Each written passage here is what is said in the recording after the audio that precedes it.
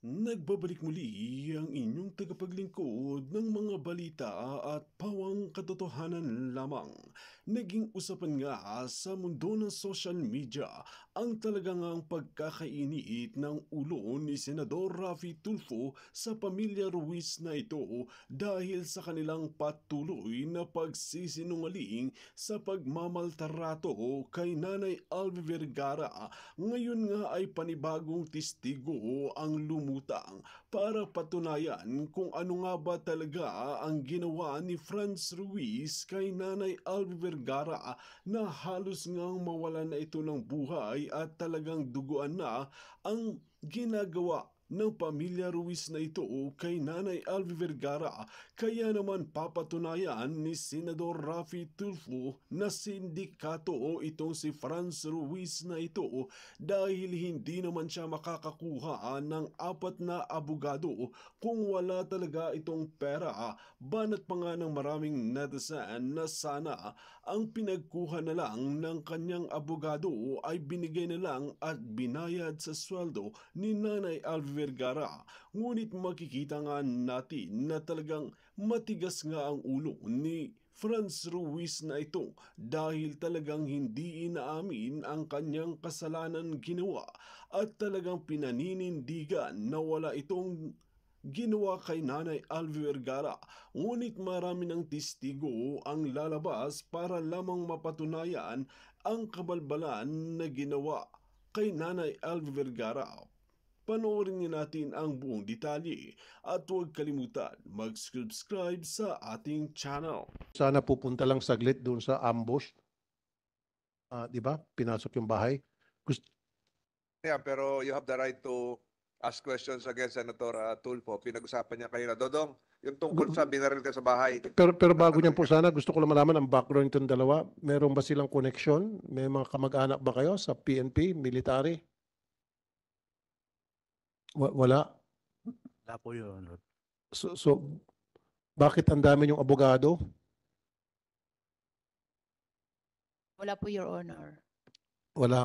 Hindi, ang daming abogado. Bakit nakaka-afford kayo ng napakaraming abogado?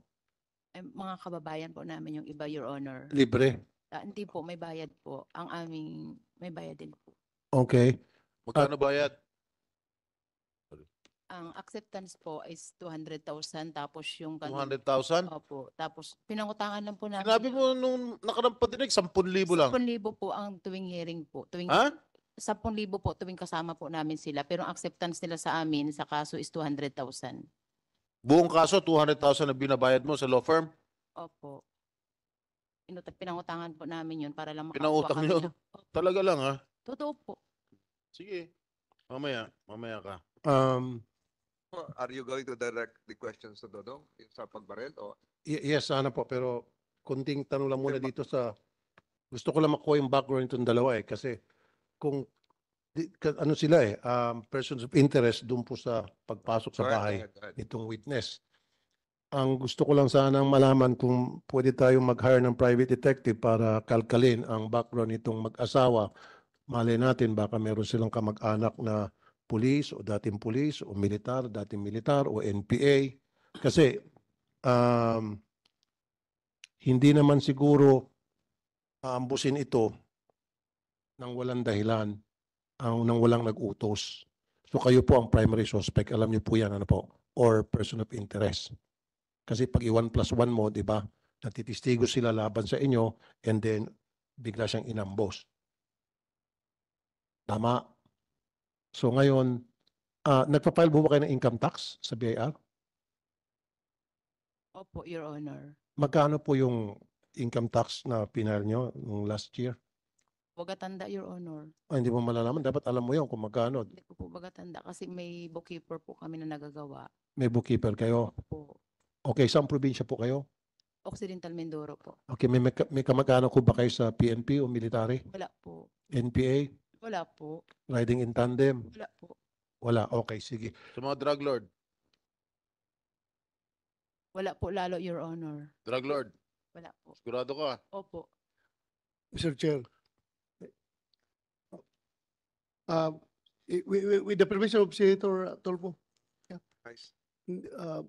hindi naman ibig sabihin na porque wala kang relative sa pulis, wala kang relative sa NPA, wala kang relative sa mga masasamang tao, hindi mo na pwedeng ipapatay si Dudong. It doesn't follow always.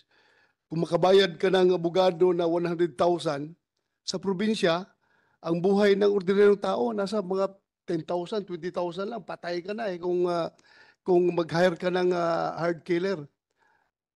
Kaya nga, sabi ko, ang naisip natin na napakamura ang buhay sa probinsya. Madali ka mamatay anytime. Lalong-lalo na pag mayaman yung kalaban mo. Ikaw ay isang ordinaryong tao lang.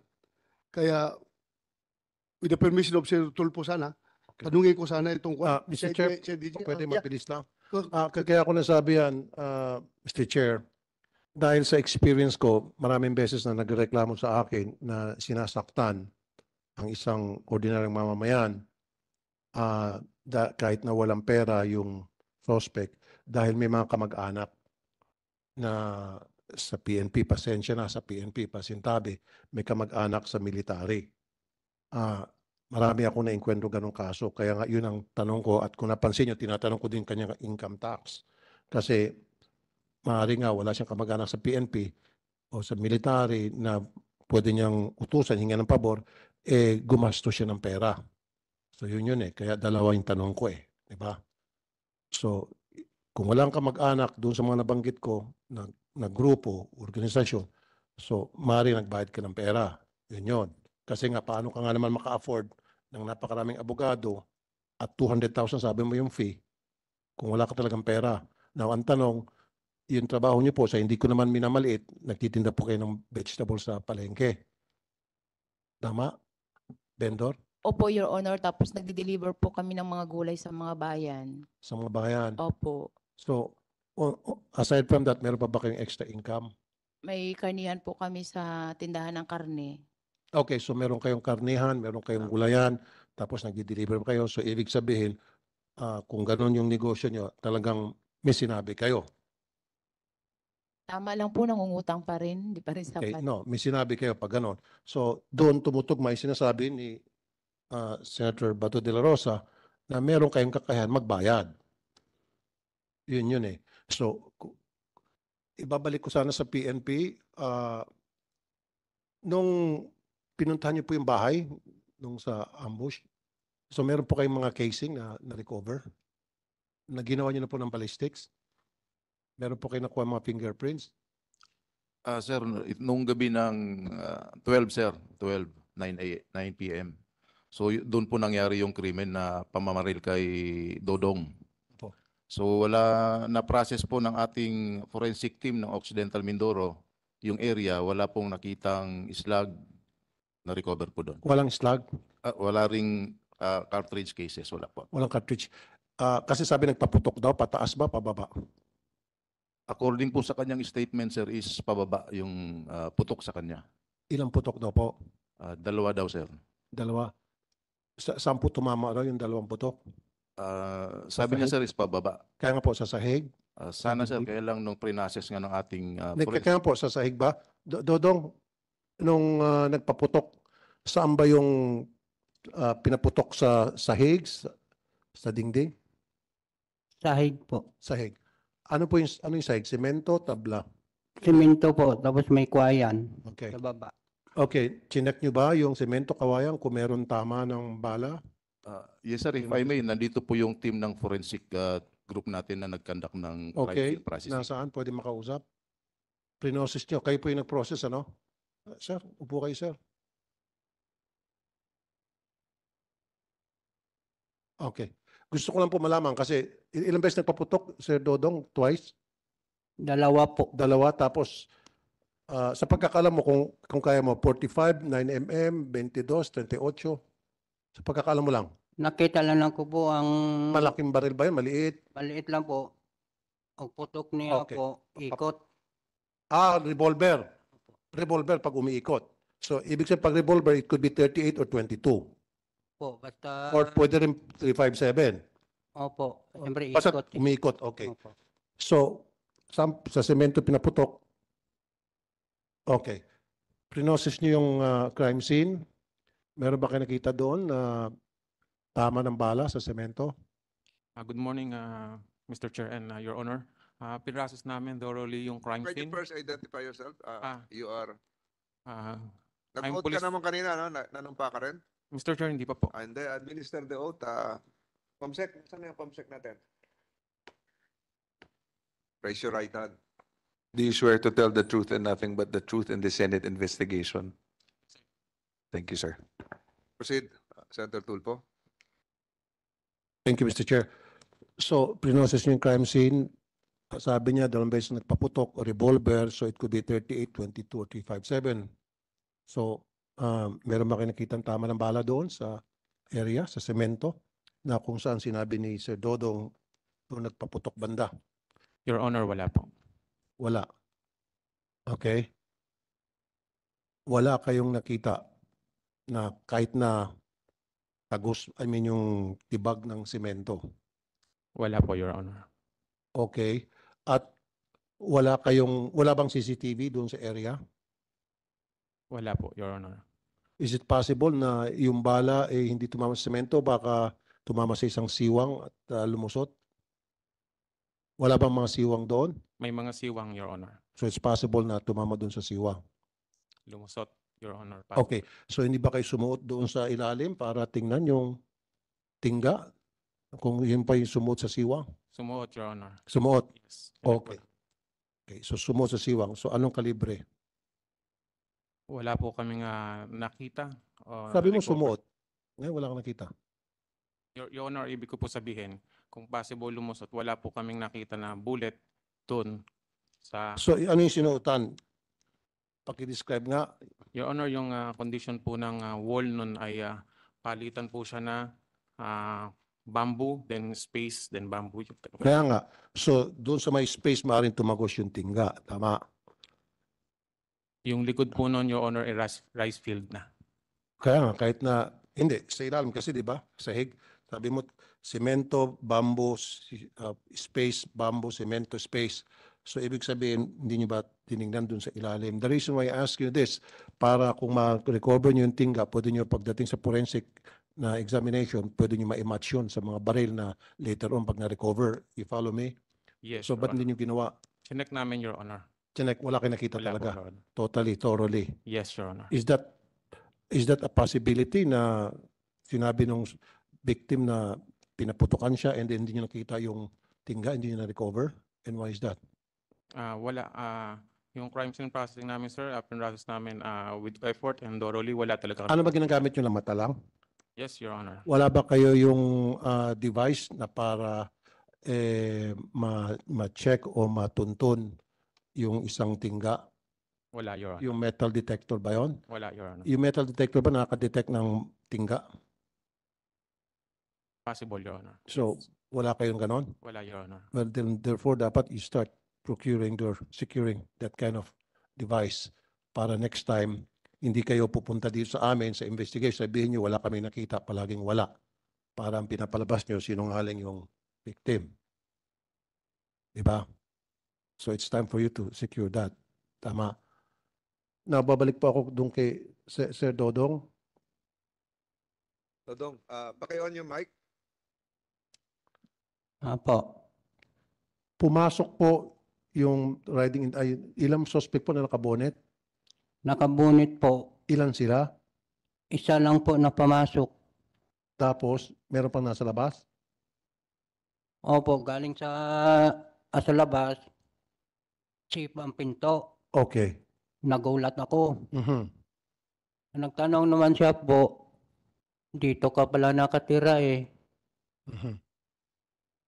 Sabi hindi tahimik ako. Mhm. Hindi, sabi niya, dito pa lang ka nakatira eh. Na, tahimik ko. Iikot ko sa bahay. Sabi niya, hindi, mamaya balik naman siya uli. Ikot na ng bahay uli. Sabi sa kuan.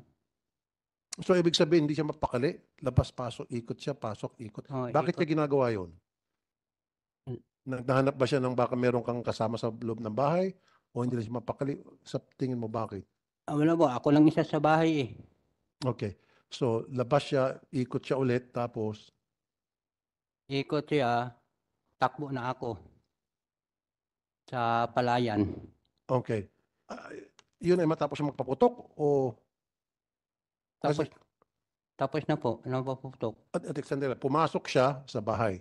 Opo, Tapos tinatanong kung, andito ka pala, sabi niya. opo. Pagkatapos, Tapos, paputok siya. paputok sa labas po, sa may bomba po.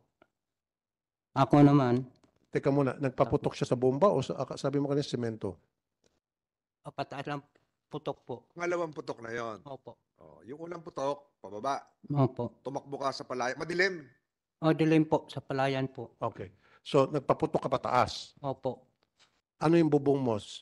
Nipahat, dingding, yero? Wala po, Tabla. doon sa labas po, pataas na lang niya po. Sa labas na siya. Opo. Nagpaputok. Okay. Prinosis niyo ba yung labas? Yes, Your Honor. Meron kayo nakitang tingga? Wala po, Your Honor. Okay. So ngayon, paputok sa taas and then lumabas niya sa tumakbo sa palayan.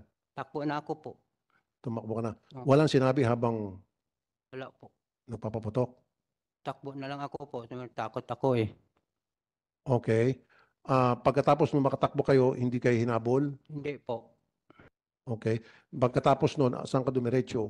Doon sa kuan po. Sa Tinangra po. Okay. Yan, ano yan? Tinangra po.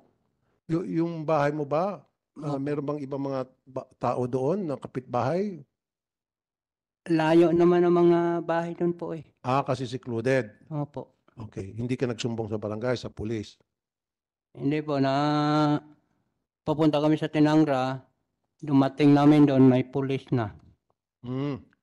Bakit may pulis? Tinawagan mo? Hindi po. Okay. Sino yung dumating na pulis na responde? Sir, that night, nung nangyari ng insidente, tinawagan ko yung hepe ng... Address the chair, Colonel Danao. Sir, Your Honor, sir. Go ahead, go ahead. That night, sir, nung nangyaring insidente, tinawagan ko yung hepe ng Paluan, MPS. Pero how did you know about the incident? Paano nakarating sa'yo? Tumawag kasi po ang aming regional director. Paano nakarating sa regional director na merong nangyaring putukan?